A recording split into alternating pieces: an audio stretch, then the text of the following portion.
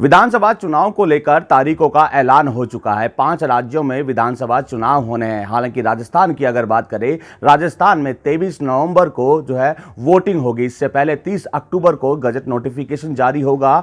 6 नवंबर को नामांकन होगा। उसके साथ साथ ही 7 नवंबर को छटनी होगी और 9 नवंबर को नामांकन वापसी का दिन रहेगा। 3 दिसंबर को की अगर बात करें तो मतगणना होगी। हालांकि चुनाव आयोग ने आज प्रेस वार्ता करते हुए चुनाव की तारीखों का ऐलान कर दिया है। अब यूं कहें कि सभी जो सरकारी जो घोषणाएं होनी थी, लोकार्पण होने पर थे, उन पर पूरी तरह से रोक लग चुकी है, आचार संहिता लग चुकी है। लेकिन सबसे बड़ा सवाल यह उठता है, चुनाव आयोग ने कहा कि इस बार वोटिंग प्रतिशत बढ़ने के आसार बताए। और जो वोटर्स हैं, राजस्थान के वोटर्स की अगर बात करें, 5 करोड़ से अधिक वोटर्स राजस्थान में है। लेकिन 23 नवंबर को जिस तरह वोटिंग होगी, उस वक्त देव उठनी 11 यूं कहे कि सबसे बड़ा सावा है। तो ऐसे में जो लोग हैं वो वोटिंग जो स्थल है या वोटिंग जो केंद्र होगा वहां नहीं पहुंच पाएंगे। एक तरफ चुनाव आयोग कहने में लगा था कि वोटिंग प्रतिशत इस बार बढ़ेगा, क्योंकि वोटर्स की संख्या भी इस बार बढ़ी है। अलग अलग विधानसभा क्षेत्रों का आंकलन भी चुनाव आयोग की ओर से किया गया था। लेकिन आज जिस तरह चुनाव आयोग की ओर से तारीखों का ऐलान किया गया, 23 नवंबर राजस्थान में वोटिंग होगी। लेकिन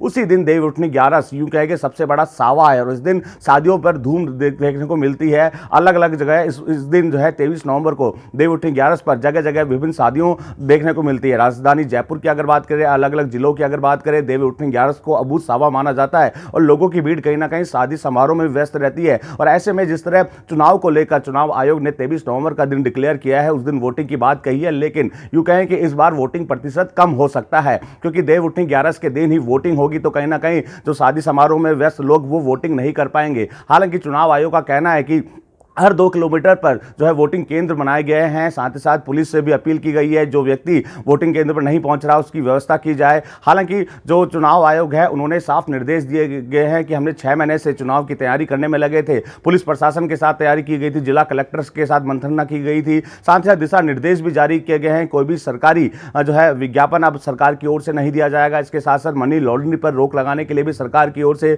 लगातार प्रयास किए गए हैं। जो पार्सल आते हैं उन पर भी पूरी तरह से जांच के बाद ही उन्हें भेजा जाएगा। यूं कहें कि सरकार तो अपने स्तर पर, चुनाव आयोग अपने स्तर पर तैयारी करने में लगा है। सरकार अपना दमखम दिखाने में लगी है। दोनों ही प्रमुख पार्टियों की अगर बात करें, कांग्रेस और बीजेपी, यानी कि यूं कहें कि राजस्थान की परिपाटी चली आई है कि 5 साल कांग्रेस, 5 साल बीजेपी। लेकिन इस बार रहा तो आसान नहीं होगी। 23 नवंबर का दिन जिस तरह चुनाव आयोग की ओर से डिक्लेयर किया गया है, और ऐसे में अबूझ सावा देव उठनी 11 का होने के कारण कहीं ना कहीं वोटिंग प्रतिशत में कमी भी देखने को मिलेगी। चुनाव आयोग तो अपने स्तर पर तैयारी करने में लगा है। हालांकि राजनीतिक पार्टियां भी चुनाव के समय जनता से अपील करती है कि अपने मत का प्रयोग करें। अगर अपने मत का प्रयोग होगा तो कहीं ना कहीं चुनी हुई सरकारें सत्ता में आएगी और जनता का विकास होगा। लेकिन देव उठनी 11 के दिन जिस तरह चुनाव का दिन डिसाइड किया गया है, निश्चित तौर पर सरकार की ओर से या यूं कहेंगे चुनाव आयोग की ओर से अपील तो जरूर की जाएगी, लेकिन वोटिंग प्रतिशत बढ़ाने की जो बात कही जा रही है उसमें कमी जरूर देखने को मिलेगी।